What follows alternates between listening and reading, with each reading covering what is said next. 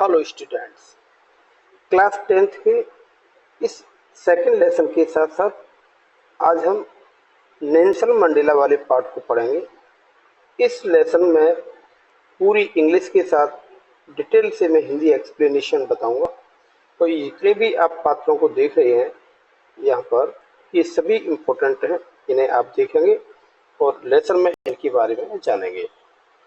Video को शुरू करने से पहले मैं आपको बता दूं, मैं कुछ ऐसे एक्सरसाइज आपको दूंगा जो वीडियो के एंड में आप देखेंगे, जिन्हें आपको सॉल्व करना है। चलिए, वर्ड्स हैं, कॉलम ए को कॉलम बी से आपको मैच करना है। अच्छे से आप इसका एक स्क्रीनशॉट ले लीजिए और उसके बाद मैं वीडियो के एंड में इसके आंसर्स आपको प्रोवाइड कराऊंगा। सो आइए बढ़ते। 10th May dawned bright and clear.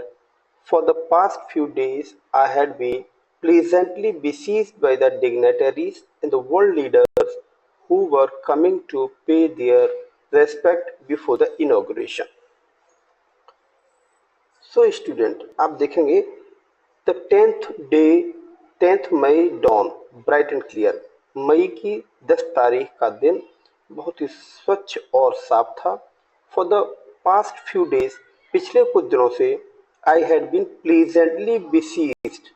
मुझे बहुत सुखद अनुभव हो रहा था कि मुझे लोग घेरे हुए थे। कौन लोग घेरे थे? The dignitaries of the world, dignitaries and the world leaders. बहुत ही प्रतिष्ठावान पदाधिकारी लोग और विश्व के बड़े बड़े नेता लोग मुझे घेरे थे। Who were coming to pay their respect, जो अपना सम्मान प्रकट करने के लिए आए हुए थे।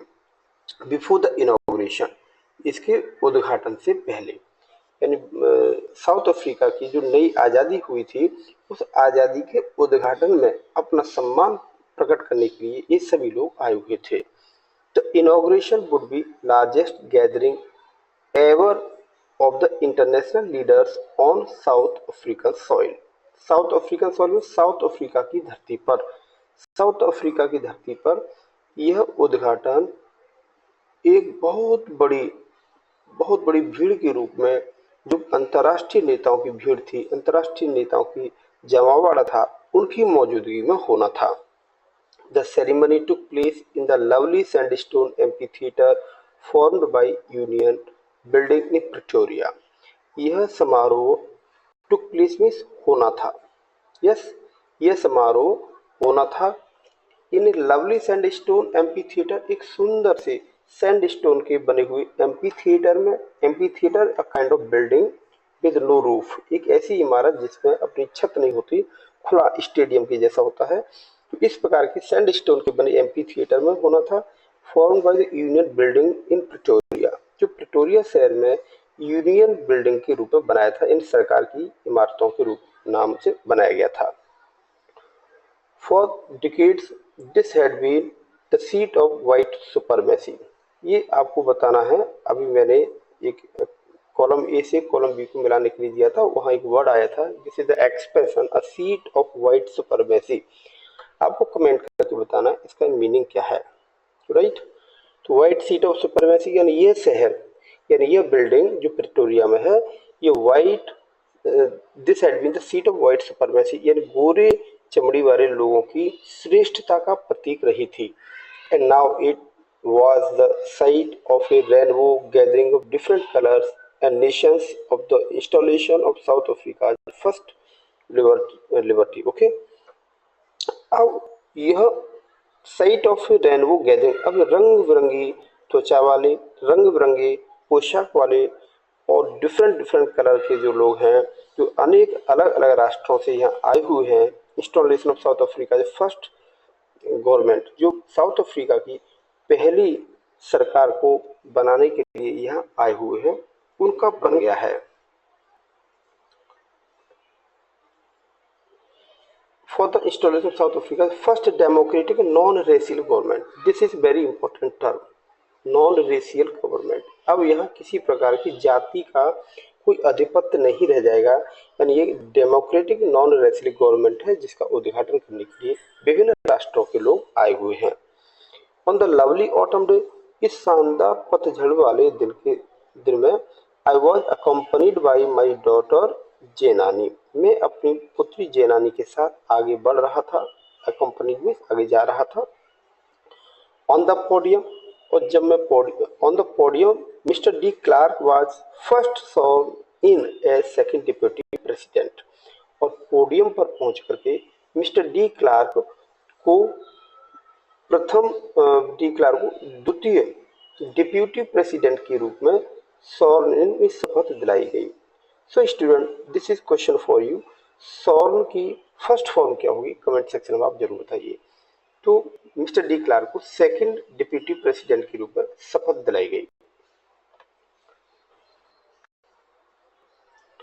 थामो Mbeki was sworn in as the first deputy president. और थामो मैबेकी को प्रथम उपराष्ट्रपति के रूप में शपथ दिलाई गई। And when it was my turn, और जब मेरा अवसर आया, मेरा समय आया, I place to obey and uphold the constitution and to devote myself to the well-being of republic and its people। जब मेरी बारी आई तब मैंने शपथ ली कि मैं संविधान के उन्नयन के लिए और मैं उनका पालन करूंगा, और उस संविधान के उन्नयन के लिए, विकास के लिए मैं अपने आप को लोगों की भलाई के लिए, लोगों के कल्याण, वेलबींग कल्याण, लोगों के कल्याण करने के लिए, और अपने रिपब्लिक यानी गणराज्य यानी देश के प्रति समर्पित कर दूंगा। इस प्रकार का मैंने संकल्प लिया। To the assembled guest and the watching world I said, मैंने कहा, मैंने किनसे कहा? टू द असेंबल्ड गेस्ट, वहां मौजूद जितने भी अतिथि थे उनके सामने, और पूरी दुनिया जो मुझे देख रही थी विभिन्न माध्यमों से, उनके सामने मैंने कहा, today all of us do by our presence here, आज हम यहाँ सभी लोग जो उपस्थित हैं उन सब के सामने ऑल ऑफ अस डू, हम सभी एक संकल्प लेंगे, confer glory and hope to newborn liberty.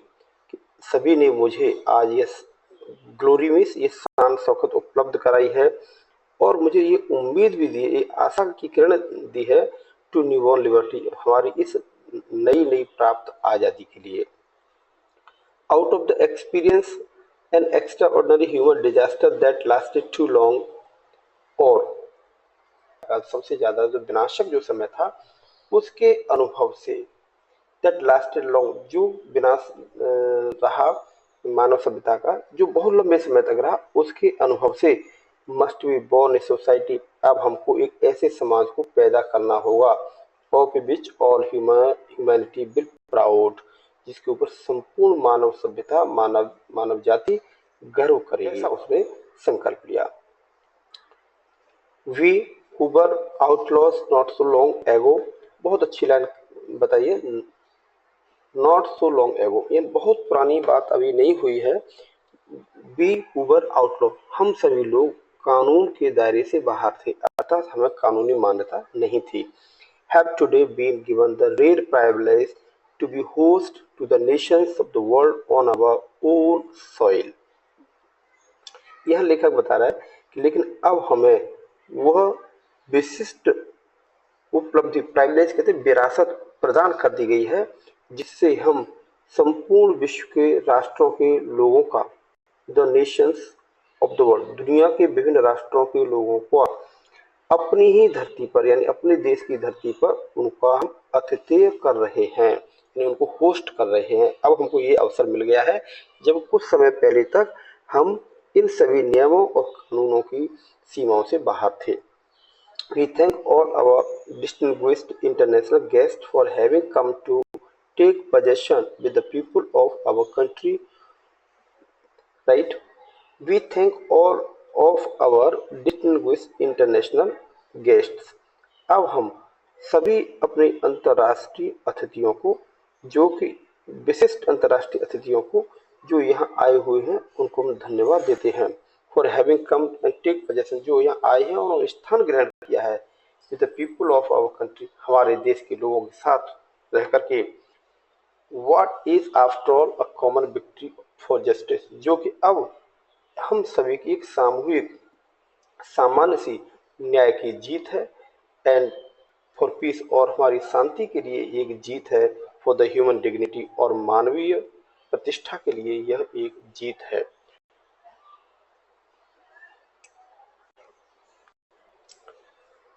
We have at last achieved our political emancipation.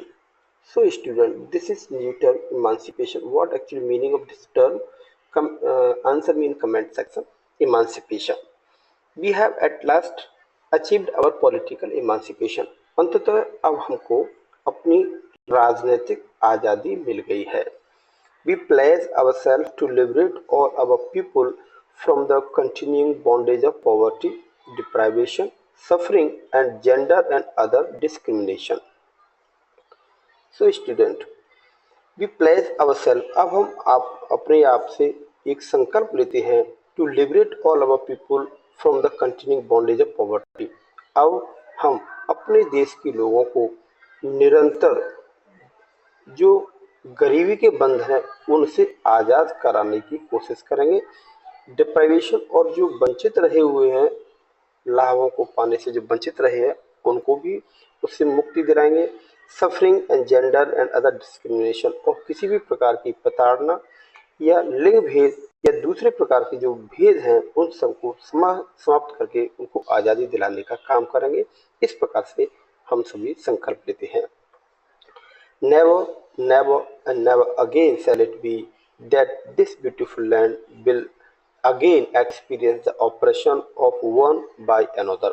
कभी नहीं और अब आगे कभी नहीं होगा कि यह हमारी सुंदर सी धरती दोबारा से एक व्यक्ति के द्वारा किसी दूसरे व्यक्ति के ऊपर किए गए अत्याचारों को अनुभव नहीं करेगी। अर्थात अब हमारी धरती पर कोई एक व्यक्ति अन्य लोगों के ऊपर किसी प्रकार का अत्याचार नहीं कर पाएगा। The sun shall never set so glorious a human achievement. अब हमारी इस धरती पर मानवीय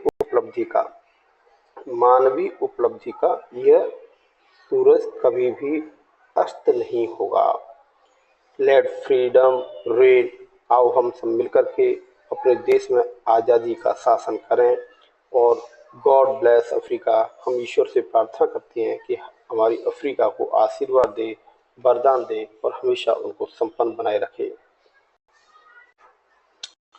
A few moments later, we all lifted our eyes in awe as a spectacular array of South African jets, helicopters, and troop carriers rode in a perfect formation over the Union buildings. कुछ ही क्षणों के बाद हम सबकी नजरें ऊपर की तरफ उठ गई थीं। इन ऑ, एक आश्चर्यचकित होकर के, as a spectacular array of South African jets, जो ही साउथ अफ्रीकन के जो फाइटर जेट्स हैं और हेलीकॉप्टर्स और सेना को ले जाने वाले बड़े बड़े जहाज एक सुंदर सी कतार बना करके, वी आकृति की कतार बना करके दहाड़ते हुए, विशेष प्रकार का आकृति बनाते हुए यूनियन बिल्डिंग के ऊपर से उड़ने लगे। तो यह नज़ारा, यह दृश्य देख करके हम सबकी नजरें ऊपर की तरफ, आसमान की तरफ उठ गई थी। It was not only a display of pinpoint precision and military force. यह केवल हमारी सैन्य शक्ति और उसकी पिन पॉइंट प्रेसिजन यानी अचूक निशाने का प्रदर्शन ही नहीं था, but the demonstration of the military force loyalty to the democracy, बल्कि यह हमारी जो प्रजातंत्र है, हमारी जो लोकतंत्र है, उसके प्रति मिलिट्री की वफादारी का भी एक प्रदर्शन ही था।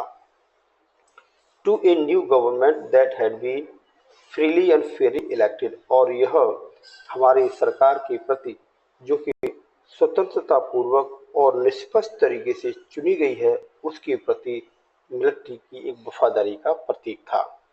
ओनली मोमेंट्स बिफोर, कुछ ही क्षण पहले तक, the highest generals of South African defence forces and police, south Africa की सैन्य शक्ति और पुलिस के सबसे ऊंचे पदों के पदाधिकारी जनरल्स भी, their chest be decked with ribbons, जिनके सीने पर अनेक प्रकार के रिबन्स और मेडल्स जड़े हुए थे, जिनके सीने पर अनेक प्रकार के रिबन्स और मेडल्स जड़े हुए थे। फ्रॉम डे गॉन बाई, कुछ समय पहले तक सैल्यूटेड भी वे लोग आए और मुझे आकर के उन्होंने सैल्यूट किया, प्लेज देयर लॉयल्टी, और उन्होंने मुझे अपनी वफादारी का संकल्प सुनाया, उन्होंने मेरे सामने अपनी वफादारी का संकल्प लिया, शपथ ली। I was not unmindful of the fact, मैं अभी उस सच्चाई को भूला नहीं हूँ, that not so many years before, कि कुछ वर्षों पहले तक they would not have saluted, वे मुझे सल्यूट नहीं किया करते थे, बट अरेस्टेड मी, बल्कि मुझे गिरफ्तार कर लिया करते थे। Finally chevron of Impala jets left a smoke trail of black, red, green, blue, gold of new South African flag. इसके बाद अंततः चेवरॉन ऑफ इम्पाला जेट्स की इम्पाला जेट्स जो फाइटर जेट थे, उनकी एक बहुत ही स्पष्ट क्रमबद्ध पंक्तिबद्ध तरीके से स्मोक ऑफ ट्रेल ब्लैक, जो काले, लाल, हरे, नीले और सुनहरी रंग के धुएं की पंक्तिबद्ध तरीके से, यह जो कलर साउथ अफ्रीकन फ्लैग का रंग है, इस प्रकार के धुएं की एक ट्रेल के रूप में एक पंक्तिबद्ध तरीके से छोड़ रहे थे। The day was symbolised for me by playing of our two national anthem, हमारे दो राष्ट्रीय गीतों को गा करके यह दिन मेरे लिए एक प्रतीक के रूप में बन गया, प्रतीकात्मक मेरे लिए दिन बन गया था। The vision of white people singing Nkosi Sikelel' iAfrika and black singing Die Stem, the day was symbolized for me by the playing of our two national anthem and the vision of the white singing, गोरी त्वचा वाले लोगों के गाने का जो दृश्य है, Nkosi Sikelel' iAfrika and black singing, और काली त्वचा वाले लोगों का जो गीत है, सिंगिंग है, डाई स्टेम, वो डाई स्टेम, इस प्रकार के उनके बोलने के शब्द थे।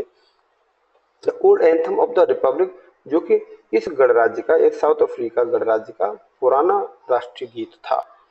Although that day neither group knew the lyrics of the anthem they once despised, यद्यपि आज दोनों ही ग्रुपों में से, दोनों ग्रुपों मतलब श्वेत त्वचा वाले लोग और काली त्वचा वाले लोग, दोनों ही समूहों के लोग, वे इन राष्ट्रीय गीतों की लिरिक्स यानी शब्दों को, बोल को यानी उनके लिरिक्स को नहीं जानते थे, क्योंकि एक बार वे इनसे घृणा किया करते थे।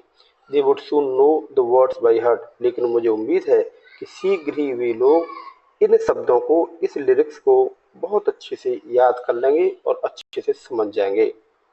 On the day of the inauguration, इस उद्घाटन वाले दिन, I was overwhelmed with the sense of A history, मैं बहुत भावुक हो गया था। With the sense of history यानी इतिहास की उन यादों को करके, इतिहास को याद करके मैं बहुत ही भावुक हो गया था। In the first decade of the 20th century, यहाँ बताते हैं कि 20वीं शताब्दी के प्रथम दशक में, yes, decade means a tenure of 10 years, yes, तो मैं 20वीं शताब्दी के प्रथम दशक में, a few years after the bitter Anglo Boer war, और बहुत ही खराब जो एंग्लो बोअर वार हुआ था उसके कुछ वर्षों के बाद, एंड बिफोर माई बर्थ, और मेरे जन्म से, and before my own birth, मेरे जन्म से कुछ समय पहले तक, the white skin peoples of South Africa patched up their differences, तब अफ्रीका में गोरी त्वचा वाले जो लोग थे, उन्होंने पेज्ड अप डिफरेंसेस, उन्होंने मतभेद उत्पन्न कर दिए थे, and erected A system of racial domination against the dark skin people of their own land, और उन्होंने dark skin people of their own land अर्थात साउथ अफ्रीका के जो मूल निवासी हैं, जिनकी त्वचा काले रंग की है, उनके विरुद्ध उन्होंने एक ऐसा सिस्टम पैदा कर दिया था ऑफ रेशियल डोमिनेशन, यानी जातीय श्रेष्ठता का एक ऐसा ढांचा उन्होंने खड़ा कर दिया था।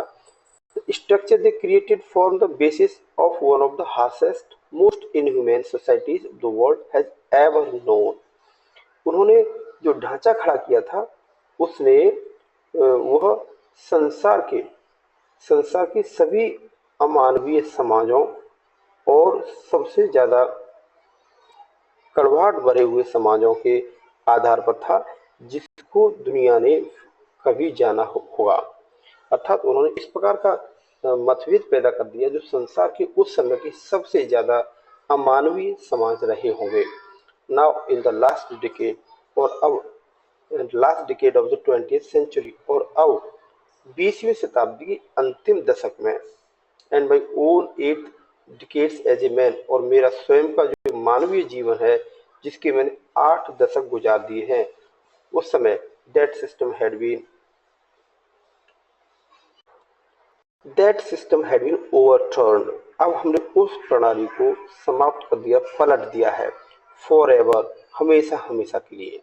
Replaced by one that recognise the rights and freedoms of all peoples, और उसकी जगह पर, रिप्लेसमेंट, उसके स्थान पर हमने ऐसी प्रणाली को खड़ा किया है जो ऑल पीपल्स, जो सभी प्रकार के लोगों की आज़ादी और अधिकारों को पहचान दिलाएगी, regardless of the colour of the skin, उनकी त्वचा के रंगों को ध्यान में रखे बगैर, उनकी त्वचा के रंगों के आधार पर नहीं, अर्थात उनकी रंग के आधार पर उनकी आज़ादी और अधिकारों को नहीं, बल्कि सभी के समान रूप से अधिकार और आज़ादी को पहचान दिलाएगी।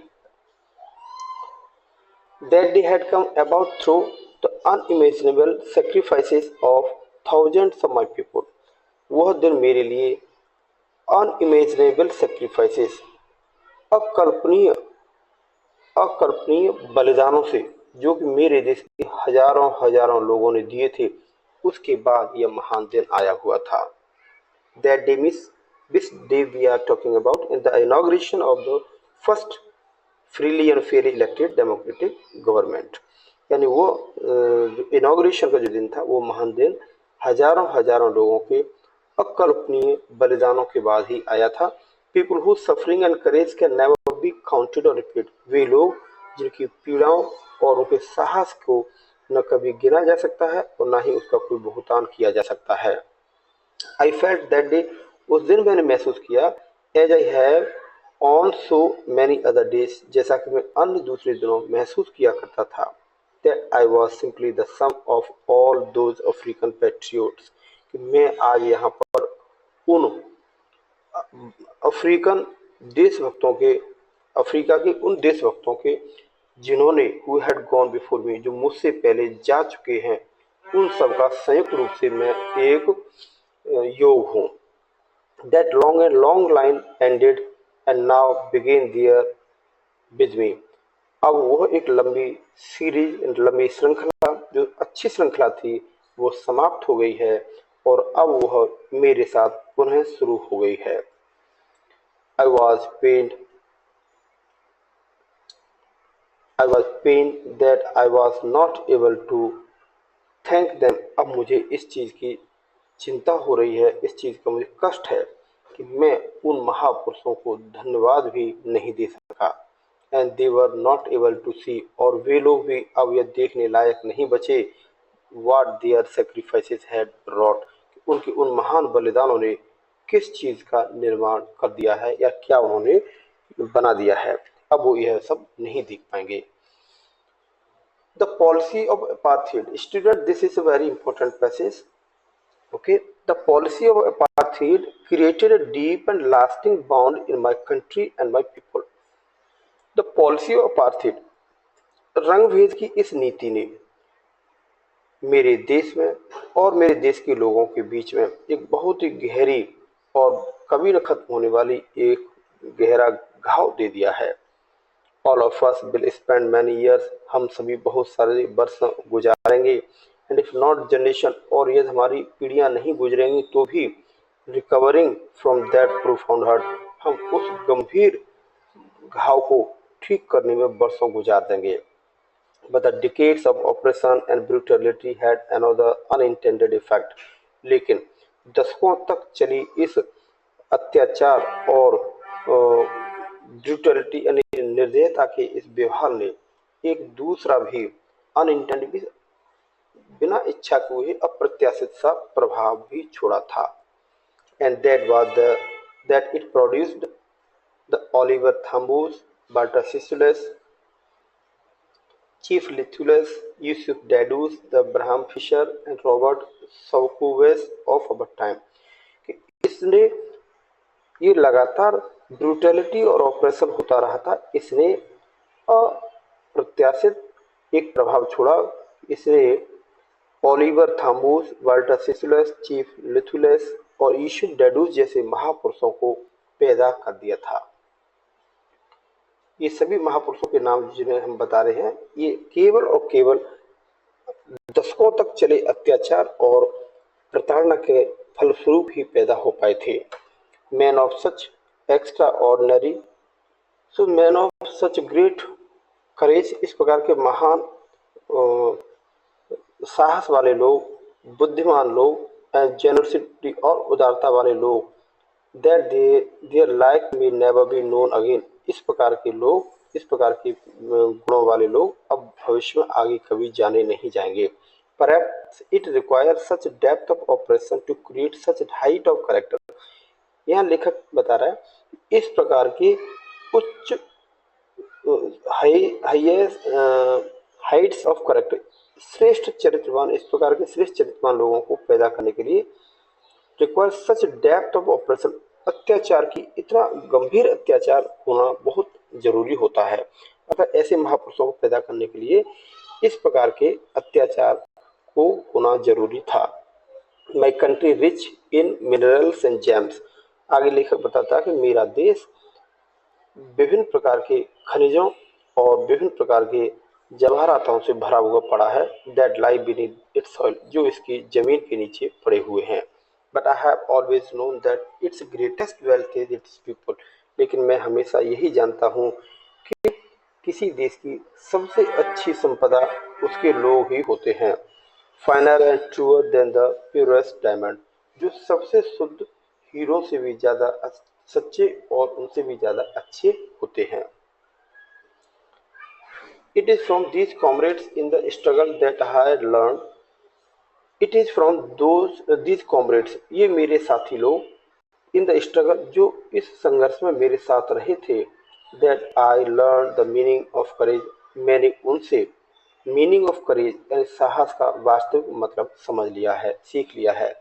Time and again I have seen man and women risk and give their lives for an idea, bar bar, time and again यानी बार बार मैंने बहुत सारे आदमियों को, पुरुषों को और बहुत सारी महिलाओं को अपने जीवन को जोखिम में डालते हुए और अपने जीवन को इस एक मत विचार के लिए ही त्याग करते हुए देखा है। I have seen man stand up to attack, मैंने महिलाओं को देखा है, to stand up attack and torture without breaking, वे हमला करने के लिए, प्रताड़ना सहन करने के लिए बिना टूटे हुए, बिना साहस खोए हुए प्रताड़ना सहन करने के लिए खड़े हो गए हैं। Showing strength and resilience that defy the imagination, और उन्होंने अपनी ताकत को दिखाया है, अपनी प्रतिरोधक क्षमता को दिखाया है। दैट डिफाई द इमेजिनेशन, जिसने जो कि अकल्पनीय रहा है। Resilience that defy the imagination, ये पूरे एक एक्सप्रेशन है जिसका मतलब था अकल्पनीय साहस, अकल्पनीय प्रतिरोधक शक्ति। I learn that courage was not the absence of fear, मैंने ये भी सीख लिया है कि यह साहस बिना डर के नहीं हो सकता, अर्थात जहाँ डर नहीं होगा वहाँ साहस नहीं हो सकता। But the Triumph over it, लेकिन इस डर के ऊपर जीत हासिल करनी होती है। The brave man is not he who does not feel afraid, बहादुर लोग वे नहीं होते जिनको डर महसूस नहीं होता। But he who conquers that fear, लेकिन वो वैसे लोग होते हैं जो अपने डर को जीत लेते हैं। कंक्वायर मीन्स जीत लेना। No one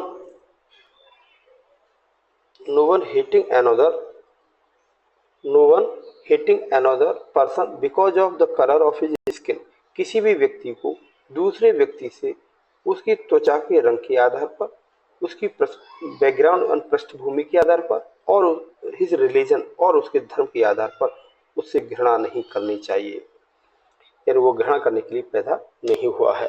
perhaps must learn to hate, शायद उसे घृणा करना सीखना चाहिए। And if they can learn to hate, यदि वे लोग किसी से नफरत करना सीख सकते हैं। They can be taught to love, तो उनको प्यार करना भी सिखाया जा सकता है। For love comes more naturally to the human heart, क्योंकि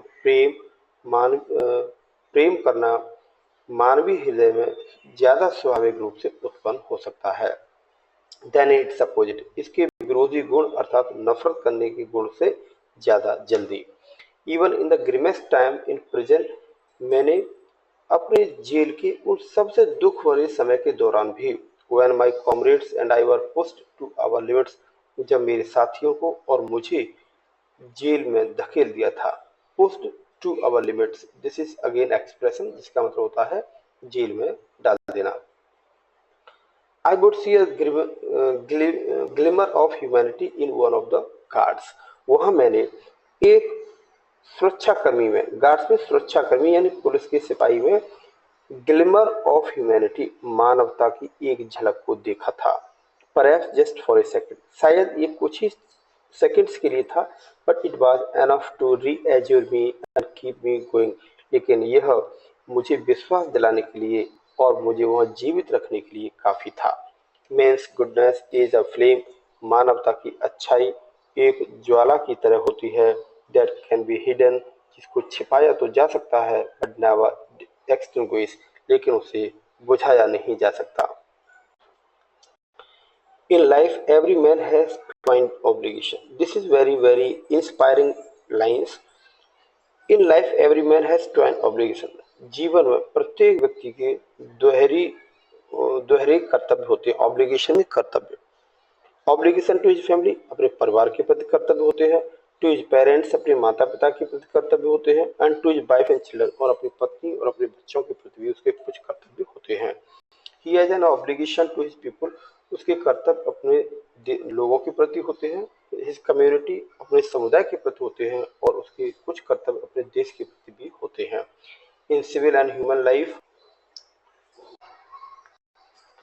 एक इन सिविल सोसाइटी, एक सभ्य समाज में, each man is able to fulfil those obligation, प्रत्येक व्यक्ति अपने इन कर्तव्यों को पूरा करने में सक्षम होता है। According to his own inclination and ability, अपनी क्षमताओं और अपनी इंक्लिनेशन, अपने इरादों के अनुसार। तो this is important term and meaning, you must know that and write down in comment section. Inclination और अपनी क्षमताओं के अनुसार प्रत्येक व्यक्ति अपने समाज में अपने कर्तव्यों को पूरा करने में सक्षम हो जाता है।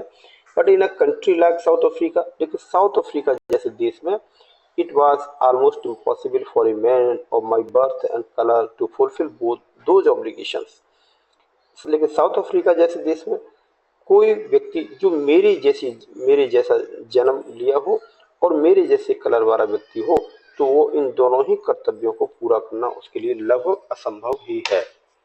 In South Africa, a man of colour who attempted to live a human being punished and isolated, South Africa में यदि कोई व्यक्ति, ये मैन ऑफ कलर्स, ये मैन ऑफ कलर मीन्स काली त्वचा वाला व्यक्ति, यदि साउथ अफ्रीका में कोई काली त्वचा वाला व्यक्ति एक सभ्य समाज की तरह जीवन जीने की कोशिश भी करता है, तो उसे दंडित किया जाएगा और उसे अलग थलग कर दिया जाएगा। In South Africa, a man who try to fulfil his duty, South Africa में एक आदमी जो अपने कर्तव्यों को पूरा करने की कोशिश करता था, टू हिज पीपल, अपने लोगों के प्रति, तो निश्चित रूप से ही he was ripped from his family, तो उसे उसके परिवार से दूर कर दिया जाता था। and his home and was forced to live a life apart, और उसे फिर और अलग थलग जीवन जीने के लिए बाध्य कर दिया जाता था। A twilight existence of secrecy and rebellion, यहाँ एक important expression है, a twilight existence of secrecy and rebellion, फिर ऐसे व्यक्ति को गुप्त रूप से विद्रोह करने के लिए, अलग थलग जीवन जीने के लिए बाध्य कर दिया जाता था। I did not in the beginning choose to place my people above my family. In the beginning, शुरुआत में मैंने अपने आप को अपने परिवार से श्रेष्ठ लोगों की सेवा करना नहीं समझा था। But in the attempting to serve my people, लेकिन अपने लोगों की सेवा करने के प्रयास के दौरान I found that, मैंने यह पाया that I was prevented from fulfilling my obligation as a son, brother and father and husband. मैंने देखा कि मुझे एक पुत्र, भाई, पिता और एक पति के रूप में अपने कर्तव्यों को पूरा करने से मुझे रोका गया था। I was born with hunger to be free. मैं आज़ाद रहने की प्रबल इच्छा के साथ पैदा हुआ था। आई वॉज बोर्न फ्री, आज़ाद पैदा हुआ था। फ्री इन एवरी वे, मैं हर तरीके से स्वतंत्र ही पैदा हुआ था। दैट आई कुड नो, जितना कि मैं उस समय जान सका। Free to run in the field near my mother's hut, मेरी माँ के द्वारा बनाई हुई एक झोपड़ी के आसपास के खेतों में दौड़ने के लिए मैं पैदा हुआ था। And free to swim in the clear stream that ran through my brace, और मेरे गांव से होकर एक स्वच्छ नदी बहती हुई जा रही थी। क्लियर स्ट्रीम यानी साफ स्वच्छ बहती हुई धारा में फ्री टू स्विम, मैं तैरने के लिए आजाद पैदा हुआ था, ऐसा मैं समझता था। And free to roast mealies under the stars, और सितारों वाली आसमान के नीचे मैं अपनी मैलेज अ काइंड ऑफ मेज, यानी खाद्य, जैसे मक्का होता है मेज, इस प्रकार से उसको मैं भूंज करके खाने के लिए स्वतंत्र था, ऐसा मेरा मानना था। Ride the broad backs of slow moving bulls, और मैं सोचता था कि धीमे धीमे चलने वाले जो बुल हैं, बैल हैं, उनकी चौड़ी चौड़ी पीठ पर मैं सवारी करने के लिए भी आजाद था। As long as I obeyed my father and abided by the customs of my tribe, जैसे जैसे मैं अपने पिता की आज्ञा का पालन करता हुआ और अपने समाज के ट्राइमीज जनजाति के, यानी अपनी जाति के जो कस्टम्स हैं उनको मानता हुआ गया था। I was not troubled by the laws of man or God, तब मैं मानव के द्वारा बनाए हुए नियमों और ईश्वर के द्वारा बनाए हुए नियमों के बिल्कुल भी परेशान नहीं होता था। It was only when I began to learn that my boyhood freedom was an illusion. सिर्फ तब मुझे पता चला कि मेरे बचपन की जो आज़ादी है यह मेरे लिए एकमात्र भ्रम है। When I discovered as a young man that my freedom had already been taken from me, और जब मैं बड़ा हुआ, एक युवक के रूप में, परिपक्व व्यक्ति के रूप में बड़ा हुआ, तब मुझे पता लगा कि मेरी आज़ादी को तो पहले से ही छीना जा चुका है। That I began to hunger for it, जिसके लिए मैं और ज़्यादा प्रताड़ित होने लगा। Began to hunger means, और उसकी मुझे प्रबल इच्छा होने लगी। At first as a student, प्रारंभ में एक छात्र के रूप में I wanted freedom only for myself, मैं केवल अपने लिए ही आज़ादी चाहता था। The transitory freedom of being able to stay out at night, वो क्षणिक आज़ादी चाहता था जो केवल रात भर मुझे कहीं भी रुकने की आज़ादी देती हो।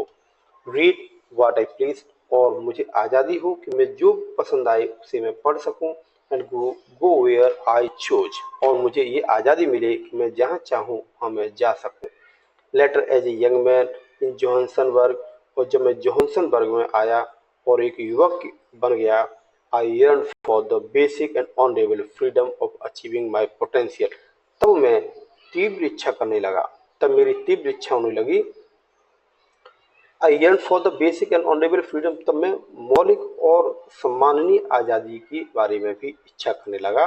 और अचीविंग माई पोटेंशियल, ताकि मैं अपनी सारी क्षमताओं का प्रयोग करके उपलब्धियां हासिल कर सकूं। अर्निंग माई कीप, और मैं अपनी रोजी रोटी कमा सकूं। And marrying and having a family, शादी कर सकूं और मैं एक परिवार का गठन कर या एक परिवार को बना सकूं। इस प्रकार की आज़ादी की मैं आवश्यकता महसूस करने लगा। The freedom not to be obstructed in a lawful life, और एक वैधानिक जीवन में मेरी आज़ादी को समाप्त नहीं किया जा सकता था। But then I slowly saw that not only was I not free, तब मैंने धीरे धीरे देखा कि मैं एकमात्र ऐसा नहीं हूँ जो आज़ाद नहीं था, but my brothers and sisters were not free, बल्कि मेरे भाई और बहनें भी आज़ाद नहीं थे। I saw that it was not just my freedom, मैंने देखा कि यह केवल मेरी आज़ादी ही नहीं थी, दैट वॉज कर्टेल्ड, जिसको उन्होंने काट दिया है या उनको सीमित कर दिया है। But the freedom of everyone who looked like I did, बल्कि यह उन सभी लोगों की आज़ादी को कर्टेल कर दिया था, कटौती कर दी थी, सीमित कर दिया था, जो मेरी तरह ही दिखाई पड़ते थे। That is where I join African National Congress, और इसी कारण से मैंने अफ्रीकन नेशनल कांग्रेस को ज्वाइन कर लिया था। And then that is when when the hunger of my own freedom became the greater hunger for the freedom। और यही वजह थी कि मेरी आज़ादी के लिए जो भूख थी वह आज़ादी के लिए और बड़ी भूख के रूप में विकसित हो गई। Out of the people, it was the desire of the freedom of my people to live their lives with dignity and self-respect and animated my life। और फिर मेरे अंदर एक विचार आया, it was the desire for the freedom, ये आज़ादी का विचार, आज़ादी की इच्छा थी और माई पीपल, मेरे अपने देशवासियों के प्रति, to live their life with dignity and self respect, वे लोग अपनी प्रतिष्ठा और आत्मसम्मान के साथ जीवन जिए। दैट एनिमेटेड माई लाइफ, और इसी विचार ने मेरे जीवन को सजीव बना दिया था। That transformed a frightened young man into a bold one, और इसी विचार ने एक डरपोक किस्म के व्यक्ति को एक बहादुर किस्म का व्यक्ति बना दिया था। And drove a law abiding attorney to become a criminal, और इस प्रकार के विचार ने ही एक कानून को मानने वाले एक वकील को ही एक अपराधी बना दिया था। That turned a family loving husband into a man without home, और इसी विचार ने एक परिवार से प्रेम करने वाले व्यक्ति को, परिवार से प्रेम करने वाले एक पति को एक घर के विहीन रहने के लिए मजबूर कर दिया था। That forced a life loving man to live like a monk, और इसी विचार ने एक जीवन से प्रेम करने वाले व्यक्ति को एक भिक्षुक के रूप में जीवन जीने के लिए मजबूर कर दिया था। I am no more virtuous or self sacrificing than the next man, मैं दूसरे व्यक्तियों से अधिक गुणवान और ज़्यादा आत्म त्यागी, सेल्फ सेक्रीफाइसिंग यानी आत्म त्यागी नहीं था। But I found that I could not even enjoy the poor and limited freedoms I was allowed when I knew my people were not free। लेकिन मैंने यह भी देखा कि मैं उन सीमित और कम आज़ादी का आनंद लेने वाला व्यक्ति भी नहीं हूँ, who allowed when I knew my people were not free, जिनकी मुझे अनुमति दी गई थी जब मैंने ये देखा कि मेरे लोग आज़ाद नहीं हैं। फ्रीडम इज इंडिविजुअल, आज़ादी, ये आज़ादी अविभाज्य है। The change on every one my people were the change on all of them, मेरे किसी भी व्यक्ति के ऊपर किसी भी प्रकार के बंधन हम सभी के ऊपर बंधनों के समान ही थे। The change on all of my people were the change on me, मेरे सभी लोगों के ऊपर बंधन जो थे वो मेरे ऊपर बंधनों के समान ही थे। I knew that the oppressor must be liberated just as surely as the oppressed, मैं जानता था कि एक अत्याचारी को भी प्रताड़ित व्यक्ति के समान ही निश्चित रूप से आज़ादी दी जाए। A man who takes away another man's freedom is a prisoner of hatred, एक व्यक्ति जो दूसरे व्यक्ति की आज़ादी को छीनता है वो निश्चित रूप से घृणा की जेल का कैदी बन जाता है। He is locked behind the bars of prejudices and narrow mindedness, और वह व्यक्ति निश्चित रूप से संकीर्ण विचारधारा और पूर्वाग्रहों के बार्स में सलाखों के पीछे उसे लॉक कर दिया जाता है, उसको सीमित कर दिया जाता है। आई am not truly free if I am taking away someone else freedom, यदि मैं किसी दूसरे व्यक्ति की आज़ादी को छीनता हूँ तो निश्चित रूप से मैं भी आज़ाद नहीं हूँ।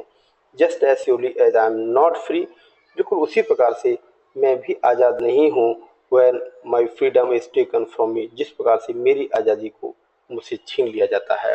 The oppressed and the oppressors alike are robbed of their humanity, इस प्रकार से अत्याचारी, दुराचारी और जिस प्रताड़ित किए जाने वाले व्यक्ति दोनों ही समान रूप से मानवता के ठगे हुए हो जाते हैं। So student, this had been very inspiring lesson, बहुत ही प्रेरणादायक लेसन रहा है। मैंने कोशिश की है बहुत अच्छे से एक्सप्लेन करने की, बीच बीच में ग्रामेटिकल एक्सप्रेशंस को मैंने आपको समझाने की कोशिश की है। अब मैंने शुरुआत में कुछ क्वेश्चंस आपको दिए थे, एक मैच करने के लिए एक टेबल दी थी, इसको कॉलम ए को कॉलम बी से मिलाना है। आई होप आपने आंसर्स को मैच कर लिया होगा। अब मैं उसके आंसर्स आपको बताता हूँ। सो स्टूडेंट, आप देख सकते हैं ये वही वाली टेबल है जिसको मैंने शुरुआत में आपको मैच करने के लिए दिया था।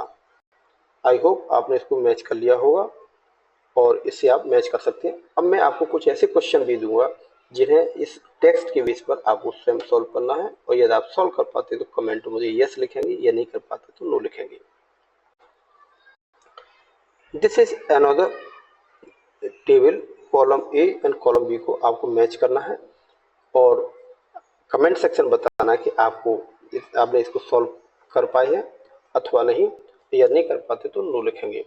इसके बाद ये एक्सरसाइज और है, आप देखेंगे कि ये कुछ एक्सप्रेशन है जो टेक्स्ट बुक के आधार पर है। इसके बाद आपको ये एक्सरसाइज कंप्लीट करनी, जैसे 5 क्वेश्चन है। I hope you will do this. So आज का वीडियो आपको अच्छा लगेगा, और यदि आपको अच्छा लगे तो अपने फ्रेंड्स को शेयर करें, सब्सक्राइब करें। Stay motivated, keep learning, thank for watching.